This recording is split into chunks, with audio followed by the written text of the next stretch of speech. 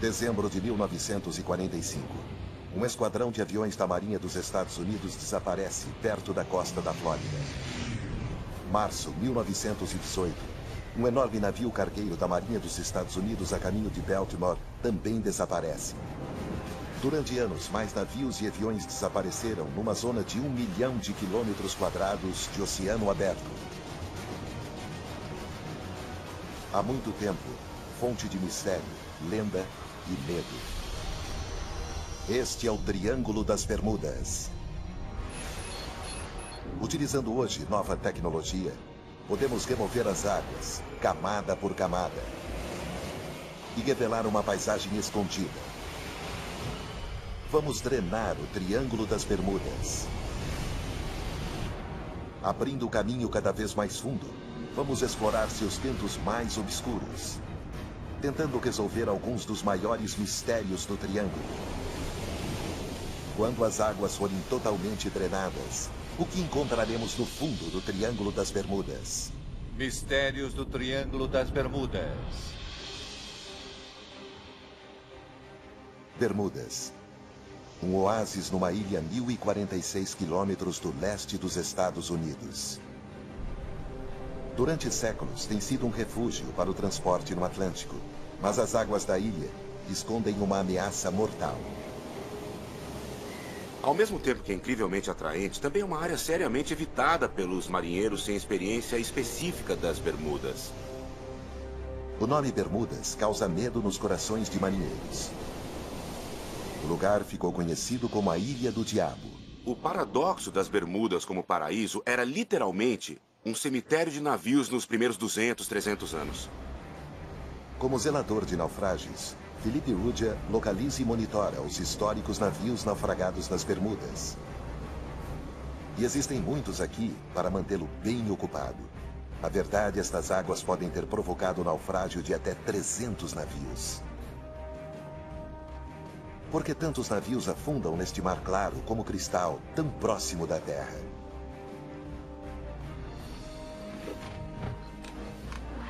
Hoje, Felipe está visitando vários naufrágios que poderiam esclarecer esse mistério.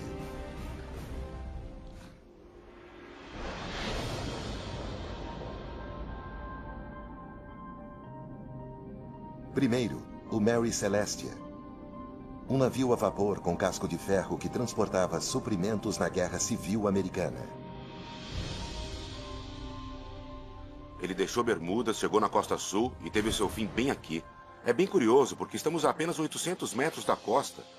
Aconteceu num dia calmo e tranquilo. Isso é muito intrigante.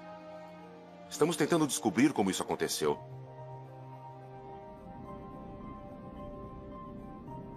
Ele está assentado a apenas 15 metros da superfície. Para esclarecer este e outros antigos mistérios no Triângulo das Bermudas, precisamos ver a camada da Terra submersa. Precisamos drenar o oceano, camada por camada, para gradualmente revelar uma paisagem extraordinária, nunca vista antes.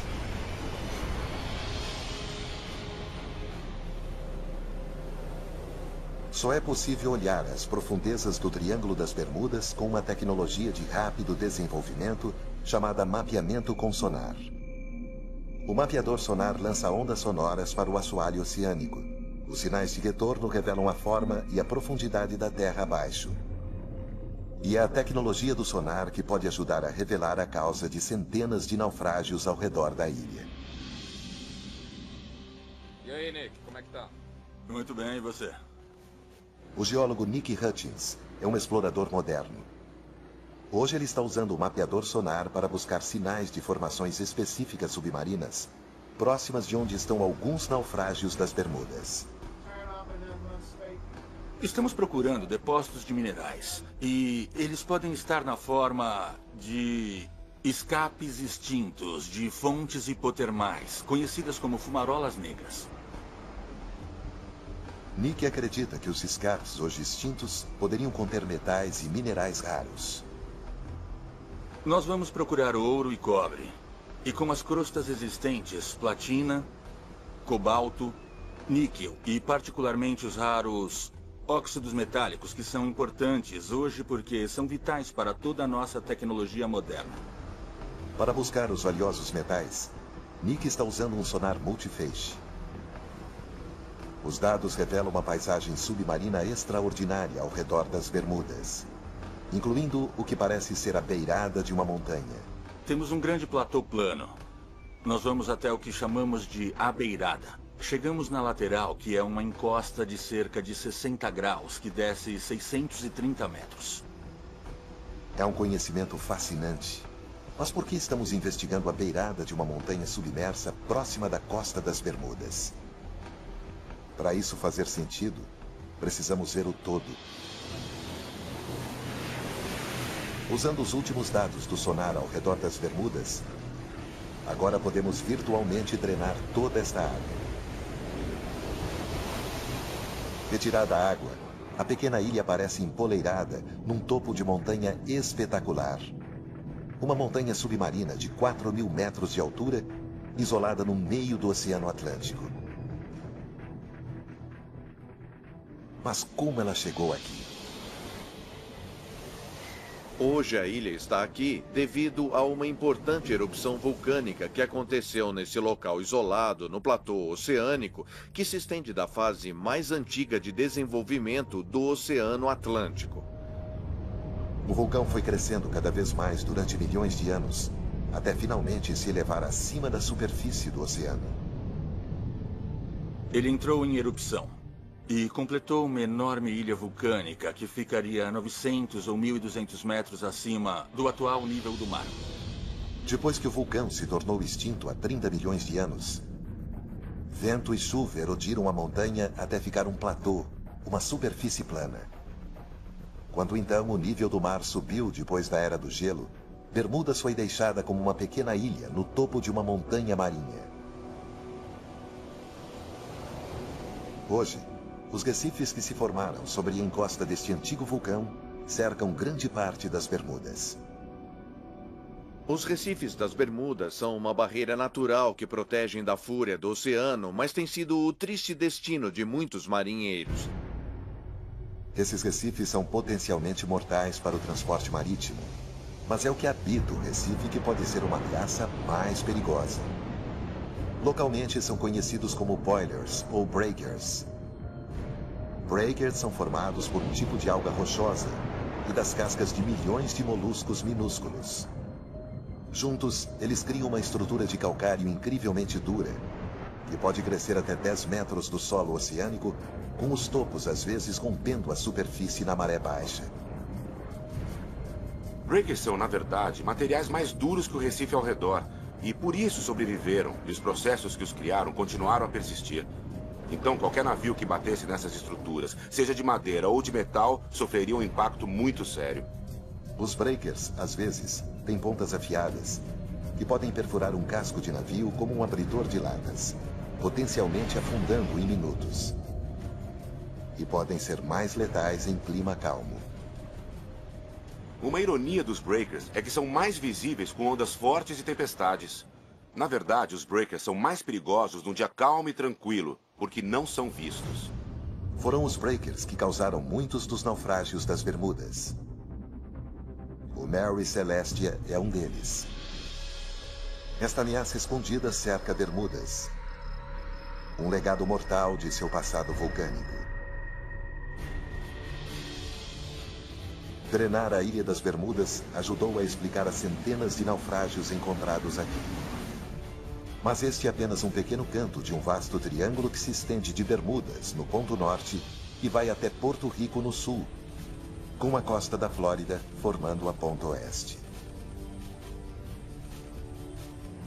E foi a época dos voos da Segunda Guerra, partindo da Flórida, que produziu o mais conhecido de todos os mitos do Triângulo das Bermudas, o Voo 19, a Patrulha Perdida. Agora uma equipe de mergulho vai em busca de um avião envolvido nos eventos desconcertantes daquele dia. À medida que drenamos mais fundo, poderemos encontrar evidências para ajudar a solucionar o mistério? 5 de dezembro de 1945. 5 bombardeiros Avenger Torpedo decolam da base aeronaval em Fort Lauderdale, na Flórida.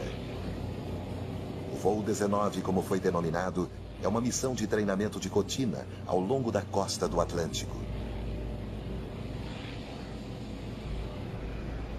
No comando, o tenente da Marinha Americana, Charles Taylor, um piloto altamente experiente. Ele conduziu dezenas de missões de treinamento, mas não estava familiarizado com este trecho da costa em particular. Na metade da missão, as coisas começam a dar errado. O tenente Taylor comunica problemas com suas bússolas. Com o tempo piorando rapidamente, eles logo estão perdidos. O PBM-5 Mariner parte em missão de resgate para localizar o voo e guiar os pilotos de volta à base. O Mariner faz contato com uma mensagem de rotina. Depois disso, nunca mais foi ouvido. Nenhum destroço jamais foi recuperado do voo 19 ou do avião de resgate Mariner. Todo tipo de teorias estranhas e extraordinárias foram lançadas para explicar o desaparecimento desses aviões. Desde abduções alienígenas até os efeitos de uma neblina eletromagnética. É mais provável que os pilotos simplesmente se perderam. Ficaram sem combustível e tiveram que pousar em algum lugar do oceano. O Mariner e o voo 19 tiveram problemas em algum lugar na área ao redor das Bahamas. E pela primeira vez, agora é possível drenar esta área até o fundo do mar, quase 5 quilômetros para baixo. A drenagem revela uma zona submarina vasta e sem formações conhecida como planície abissal. É como um gigantesco deserto submarino. É fácil ver por que nenhum avião nunca foi recuperado. Mas hoje, depois de 70 anos, podemos finalmente estar bem próximos de encontrar o avião de resgate Martin Mariner. Mike Barnett é um mergulhador técnico especializado em encontrar aviões perdidos. Ele passou anos investigando o acidente do voo 19 e hoje acha que tem uma boa ideia de onde o Mariner caiu. Tentei recriar a rota do voo na minha cabeça para onde o avião pode ter ido e onde ele afundou. Começou aqui na base aeronaval do Rio Banana, de onde o avião decolou. Foi para o norte até o Cabo Canaveral e depois se dirigiu da costa para a área de busca, onde foi enviado.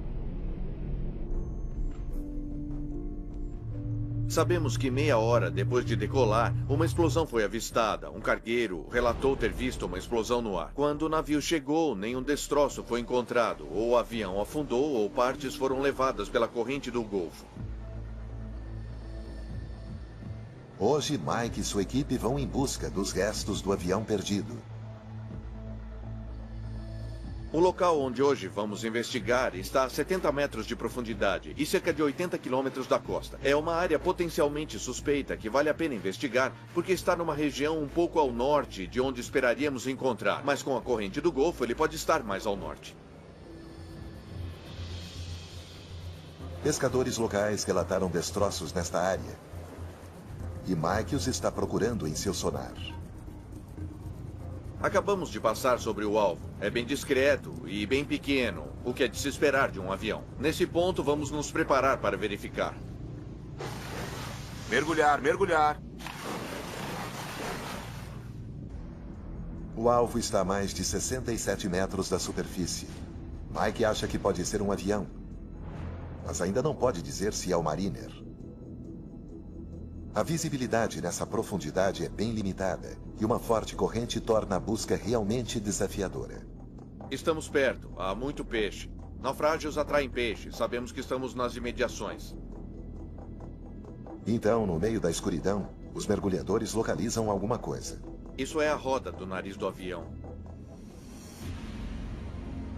E a pouca distância dali, a fuselagem enferrujada de um grande avião. É um local de acidente de avião bem interessante. Há muita estrutura intacta aqui. Com o passar do tempo, sobram apenas partes e pedaços no fundo do mar. Ver algo assim é bem espetacular. Poderiam ser os destroços do avião de resgate Mariner? O próximo passo é registrar qualquer evidência que identifique o avião. Eles localizam pylons ao longo das asas que parecem ter sido suportes para pontões. O avião parece ter sido um anfíbio. E portinholas na lateral da fuselagem são exatamente o que se espera encontrar no Mariner. O formato do estabilizador horizontal parece familiar para os mergulhadores que fotografaram a aeronave. Isso sugere que este poderia ser o avião anfíbio de resgate Mariner, mas a equipe ainda não encontrou uma peça de evidência decisiva. É com certeza um avião. Quero ser bem cuidadoso com o que falo, mas há características bem interessantes. Muita coisa que se espera de um avião de busca e resgate. Vou voltar e olhar as fotos e os vídeos e ver o que eu encontro. Estou empolgado, muito empolgado. É algo que justifica mais verificações. Mike precisa de uma opinião de especialista para identificar o avião e mostra as imagens do mergulho para um historiador de aviação, Roy Stafford. Roy é ex-piloto da Marinha dos Estados Unidos e uma autoridade em aviões militares americanos. Este é o início do mergulho. Chegamos no fundo e seguimos a corrente para encontrar os destroços. Aqui começamos a encontrar alguns deles. Originalmente, mergulhamos para encontrar o PBM-5 Martin Mariner. Mas enquanto examinávamos o local para encontrar algumas das características, víamos coisas não consistentes com isso. Queremos então saber que avião é este. A julgar pelo sistema de freio e o pneu que está aí, seria um avião pós-Segunda Guerra. Certo. Posso dizer isso logo de cara. Isso parece, obviamente, parte do cockpit, a parte de cima das janelas. Roy está 100% certo de que esses destroços não são do Mariner que eles estavam procurando. Mas se os destroços não são do avião de busca e resgate desaparecido, então de qual avião é? A resposta poderia resolver outro mistério do triângulo. Isso é interessante. Essa portinhola que está vendo aqui pode ser bem uma câmara. Exato, e dá para ver vários ali dentro. São bem proeminentes e chamaram a nossa atenção. Dá pra ver que é um bimotor. Isso explica muita coisa. Há somente duas possibilidades. 2 pylons, um de cada lado, um RB-66, que geralmente não teria nenhum motivo para estar nessa área, ou o A3 da Marinha. Não demorou para Roy definitivamente identificar o tipo do avião. É, sem dúvida, um Sky Warrior A3. Comparando a fuselagem e os pylons sob as asas, o ângulo da asa no detalhe horizontal, o trem de pouso retrátil dentro da fuselagem, são todos indicadores absolutos de um Sky Warrior A3. O Sky Warrior A3 era o maior avião lançado de porta-aviões da Marinha dos Estados Unidos na época. Um arquivo da Marinha mostra que, em 1960, um deles caiu quando tentava pousar num porta-aviões nesta área. É bem possível que sejam os destroços do A3 que Mike e sua equipe encontraram. Mas o voo 19 e o avião de resgate Mariner continuam perdidos. A busca continua para encontrar esse avião. Sabemos que está lá, é só uma questão de encontrar o local exato. Se drenarmos a vasta planície abissal ao redor das Bahamas, em algum lugar, certamente encontraremos a patrulha perdida. E baseados nas condições de outros destroços de aviões encontrados no fundo do mar,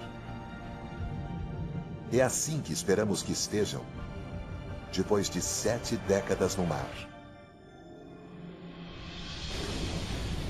Enquanto drenamos ainda mais a água do Triângulo das Bermudas e nos aprofundamos cada vez mais, vamos encontrar outro fenômeno bizarro. Nas Bahamas, antigos contos falam de monstros marinhos escondidos em cavernas nas profundezas. Feras que engolem pessoas e navios. Hoje, cientistas estão descobrindo a extraordinária verdade por trás destas lendas.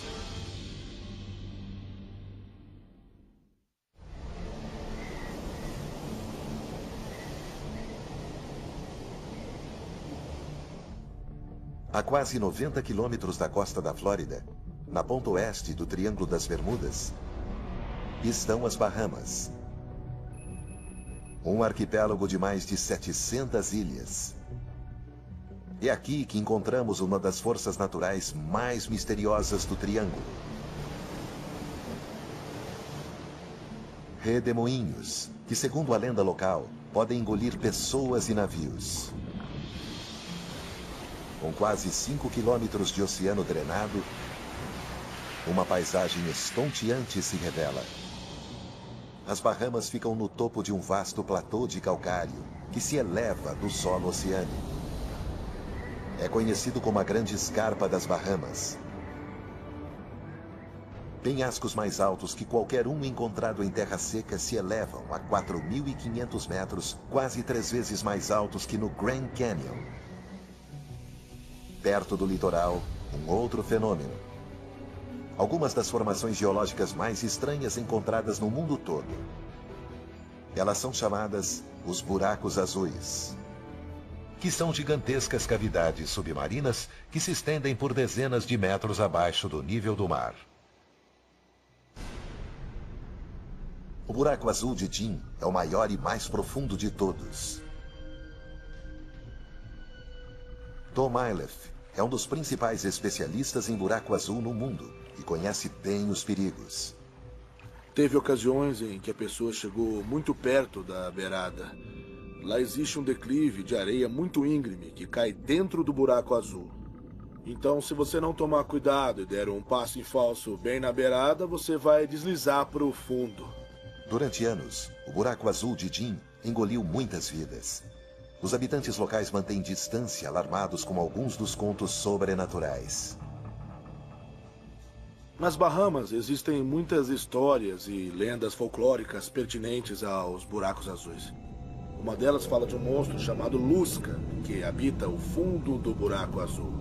E a água que entra e sai é o Lusca, o monstro, inspirando e expirando água. Inclusive, existem histórias de navios que se aproximaram do buraco azul e foram tragados pela inspiração do Lusca. Tom observou redemoinhos no buraco azul de Jim, como citados nas lendas.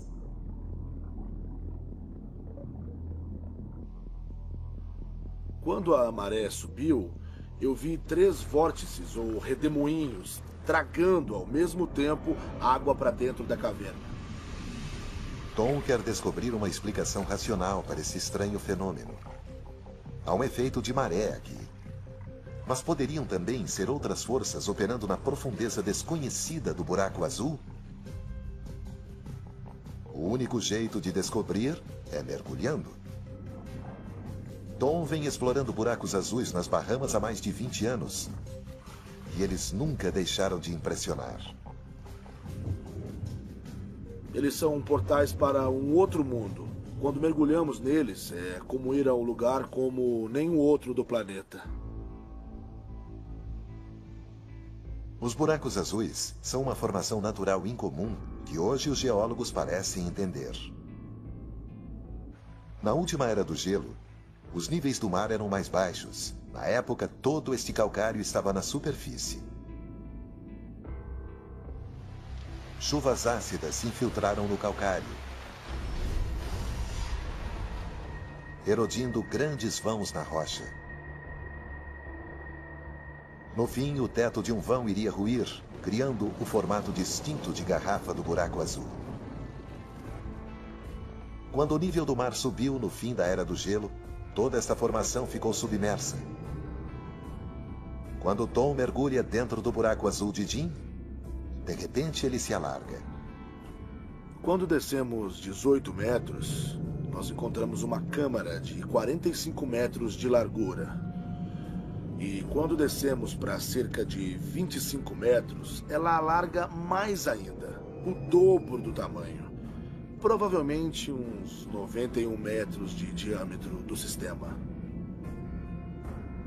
Então, a 37 metros da superfície, Tom localiza o que parecem ser túneis laterais, ramificando-se fora do funil principal. São pequenas, mas exercem uma força de sucção poderosa. Elas são fortes correntes de maré que tentam nos tragar. Nem chegamos muito perto. E na volta, tivemos até que nos segurar uns nos outros para conseguir fugir delas. Nos 45 metros, Tom chega no limite de seu mergulho. Ele nunca se aventurou mais fundo. Um pequeno número de mergulhadores especialistas desafiaram isso, um deles descendo incríveis 202 metros. Mas a profundeza permanece em grande parte inexplorada. Sabemos o suficiente treinando o buraco azul de Jim.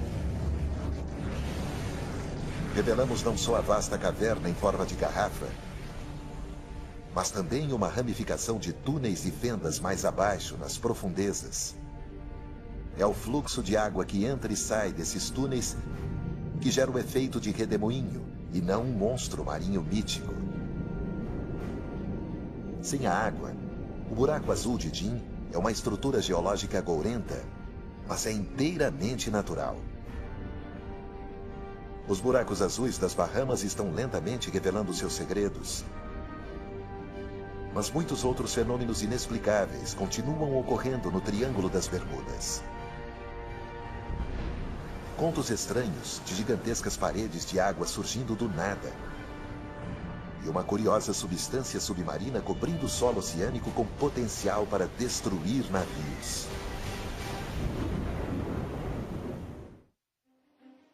Março, 1918. Um navio cargueiro da Marinha dos Estados Unidos zarpa de Barbados. O USS Cyclops é um grande cargueiro de 19 mil toneladas. Ele está transportando uma carga de minério de manganês com 309 homens a bordo. Um dia depois de deixar o porto, quando entra em águas bem profundas na área do Triângulo das Bermudas, o Cyclops simplesmente desaparece. Nenhum vestígio do enorme navio cargueiro ou de sua tripulação jamais foi recuperado. Para Marvin Barash, a história está marcada pela tragédia pessoal. Meu tio-avô, Lawrence Merdell, era foguista a bordo do navio. Ele tinha uns 20 anos e estava entre os 309 desaparecidos. Geralmente, quando navios se perdem, alguma coisa é encontrada. Pode ser uma parte do bote salva-vidas ou alguma carga, até algum destroço. No fim, alguma coisa aparece. Neste caso, nada. A ausência de qualquer fragmento de destroços logo suscitou teorias extravagantes. Surgiram todo tipo de histórias bizarras. Um jornal de Washington afirmou que ele foi tomado e transformado num navio pirata e que ele estava operando nas águas do Amazonas. Outros diziam que tinha sido tomado por um submarino alemão e até mesmo por uma gigantesca vida marinha, como um polvo, e havia fotos desses incidentes em alguns jornais que circulavam pelo país. Marvin dedicou sua vida para descobrir o que realmente aconteceu ao Cyclops. Ele examinou cada documento e registro vinculado ao navio. Foram décadas de meticulosa pesquisa, mas hoje ele acredita que identificou um erro fatal no projeto do navio. Na época, era o maior e mais rápido navio da Marinha dos Estados Unidos em circulação. Ele tinha um fundo chato e rolava facilmente. E um dia ele tombou aproximadamente 50 graus num lado e uma outra vez tombou do outro lado. E para muitos navios isso poderia continuar e causar uma catástrofe total. Devido à tendência do navio de rolar, algo aconteceu para ele emborcar de vez? Algo extraordinário? Durante séculos, marinheiros contaram histórias sobre ondas gigantes. Enormes paredes de água surgindo do nada, esmagando qualquer navio em seu caminho. A ideia da onda gigante tem sido como uma lenda durante muitos séculos. Marinheiros voltavam contando que viram essas ondas gigantes e que enfrentaram e sobreviveram a elas. Segundo o Dr. Simon Boxall, essas antigas histórias de marujos não podem mais ser ignoradas. Usando satélites, podemos observar o mundo todo em poucos dias. Assim, nos últimos 20 anos, temos observado e medido ondas monstruosas que em alguns casos podem passar de 30 metros. Portanto, elas existem. Ondas descomunais têm sido ocasionalmente filmadas. Esta, no inverno de 2012, bateu com força contra um navio de resgate no Mar do Norte.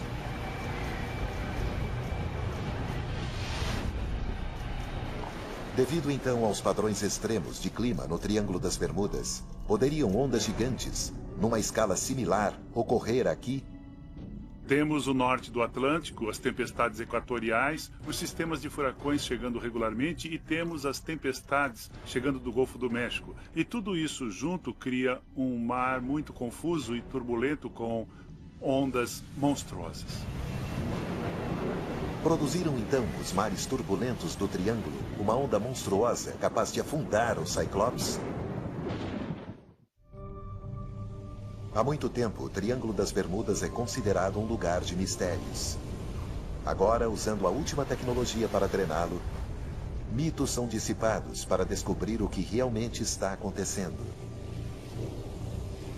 Mas às vezes, só a ciência experimental é suficiente para resolver um enigma de longa data.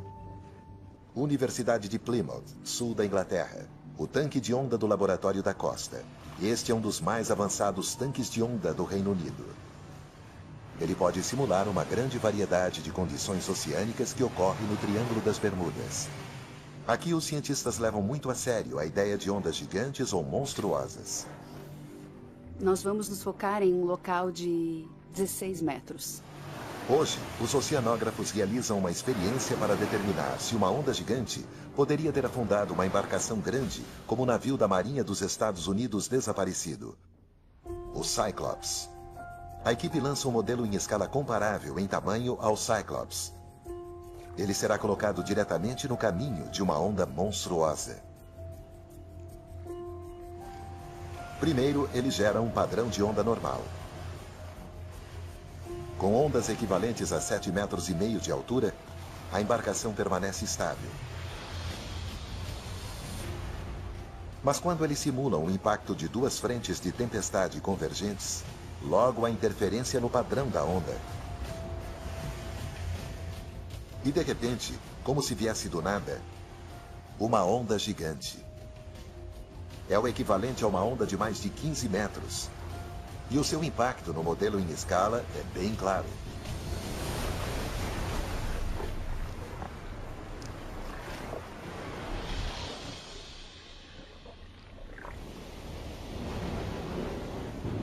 Então, há evidência de que uma onda gigante poderia teoricamente ter afundado o Cyclops. Mas existe outro fenômeno bizarro que também poderia ser o responsável pela perda do navio. Para vê-lo, precisamos drenar mais água do Triângulo das Bermudas. No solo oceânico, numa profundidade de 335 metros, depósitos de um estranho material mole e leitoso pode ser encontrado. Um simples trecho pode cobrir uma área maior do que Manhattan. É uma substância chamada hidrato de metano. Esses hidratos de metano são formados como resultado de material da superfície, material orgânico, peixes mortos, plantas mortas, plâncton, que afundam até o fundo do mar e depois degradam por meio de decomposição bacteriana e microbiológica. Esta imagem mostra torrões de hidrato de metano no solo oceânico. O metano também pode ficar preso em bolsões sob o assoalho oceânico. Em 1981, no sul do Mar da China, um navio perfurador atingiu um bolsão de gás pouco profundo, causando uma ruptura. Quando o gás subiu aos borbotões para a superfície, desestabilizou o navio, fazendo-o emborcar e afundar.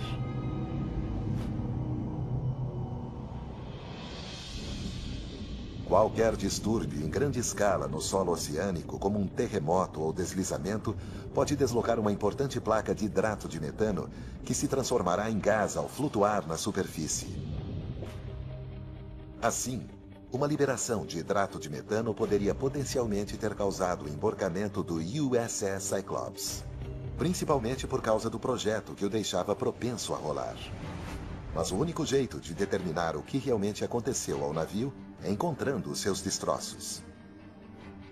Depois de pesquisar o máximo que pude sobre a distância aproximada percorrida pelo navio, desde o ponto de partida, acredito que estava provavelmente a um dia do porto e provavelmente virou perto da área noroeste de Porto Rico.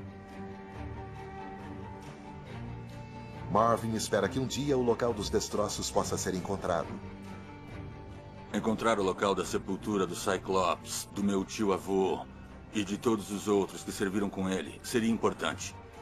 Mas se os cálculos de Marvin estiverem corretos, o navio não será fácil de ser recuperado. A drenagem da área revela uma trincheira de 8 quilômetros de profundidade, a Fossa de Porto Rico. É onde o triângulo atinge o seu ponto mais profundo. Na verdade, é o ponto mais profundo em todo o Atlântico. Enquanto os cientistas exploram a enorme formação submarina, uma descoberta pode esconder o mais mortal de todos os segredos do Triângulo das Bermudas. A fonte de um potencialmente devastador tsunami. A parte mais profunda do Triângulo das Bermudas, a Fossa de Porto Rico, pode esconder seu segredo mais mortal.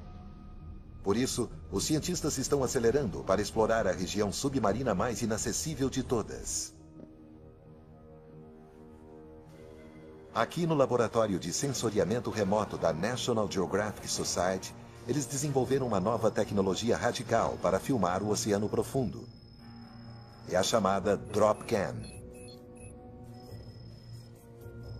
Pronto, tá pronta. Após anos desenvolvendo, o engenheiro Eric Barcampas estava pronto para testar sua câmera no oceano próximo do Chile. Ela não tem motor. Um grande peso puxa a câmera para baixo. Ainda havia muito receio quando a lançamos no oceano de verdade. Quando a equipe lançou a câmera na Fossa de Porto Rico, ela levou 1h30 para percorrer os 8 quilômetros até o fundo. Ela foi programada para passar várias horas a mais no solo oceânico, depois voltar à superfície e transmitir sua posição. Foi um grande alívio ouvir pela primeira vez o feixe VHS no rádio transmissor e ver a posição pelo satélite. Estas são algumas das primeiras imagens do fundo da Fossa de Porto Rico, a 8 quilômetros de profundidade. O projeto de sensoriamento do mar profundo nos ofereceu uma janela para uma das grandes regiões inexploradas do planeta Terra. Mas as suas imagens são uma série de instantâneos, capturando uma área de menos de 1 metro quadrado por vez. Para drenar toda a Fossa de Porto Rico, precisamos de muito mais dados. O cientista da prospecção geológica dos Estados Unidos, Yuri Steinbrink, está tentando mapear toda a formação e acredita que existe uma necessidade muito urgente para fazer isso. Começamos pesquisando essa trincheira porque é muito similar geometricamente à Fossa da Sumatra, onde o terremoto de 2004 e o grande tsunami aconteceram. Isso foi uma grande preocupação aqui, porque um terremoto de magnitude 9 na Fossa de Porto Rico pode desencadear um tsunami que vai atingir a costa leste dos Estados Unidos até a Europa. A equipe de Yuris lançou veículos submarinos operados remotamente chamados VOR para escanear a trincheira e avaliar o nível de ameaça do tsunami.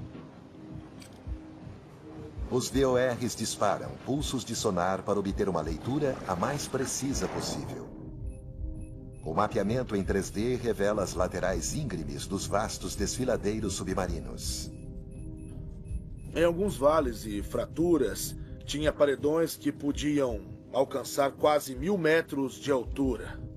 Os geólogos sabem que a trincheira se formou quando a beirada da placa tectônica norte-americana se moveu por baixo da placa do Caribe e simultaneamente deslizou contra ela.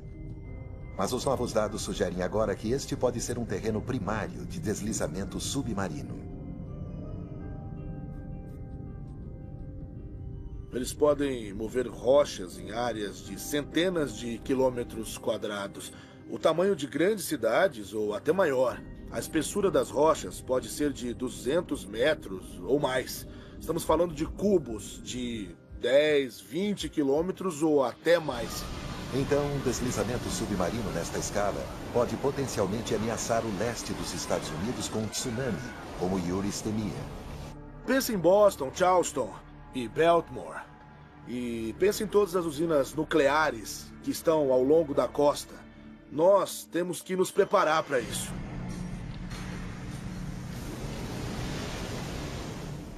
O impacto aterrorizante de um tsunami numa usina nuclear mal protegida é hoje bem compreendido, depois do desastre de Fukushima em 2011. Para um tsunami equivalente atingir os Estados Unidos, é preciso um terremoto de magnitude 9 na trincheira.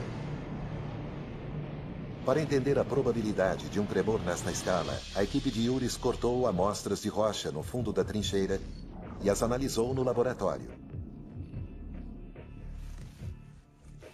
O que eles descobriram será de grande alívio para qualquer morador da costa leste. Mas se você morar perto da trincheira, será desastroso. Pelo nosso atual conhecimento, não temos a exata certeza da capacidade de terremotos tão grandes. Não estou dizendo que não seja capaz de terremotos de grande magnitude, de 8, 8.5. Isso também pode acontecer. Podem até não atingir a costa leste dos Estados Unidos, mas poderão muito bem causar enormes danos no Caribe. Também é possível que um terremoto no centro da trincheira possa liberar hidrato de metano. É uma outra hipótese de que isto possa ser responsável por alguns dos desaparecimentos na área mais notórios. Os dados completos de Yuris permitem drenagem de 804 quilômetros da fossa de Porto Rico. Devido à sua vasta escala e à imensa profundidade, talvez não seja nenhuma surpresa que muitos navios e aviões perdidos no Triângulo continuem perdidos. Há penhascos íngremes espetaculares, com vários quilômetros de altura. É uma paisagem verdadeiramente aterrorizante, no fundo do Oceano Atlântico. 8 quilômetros para baixo.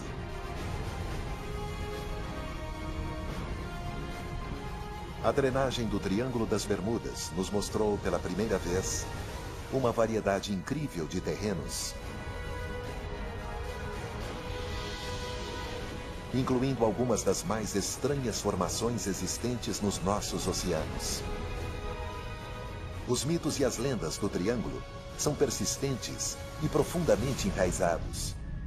Mesmo assim, descobrimos que os perigos atribuídos a esta área não parecem vir de fenômenos sobrenaturais, mas das forças bem reais e mortais da própria Mãe Natureza. Versão Marshmallow São Paulo.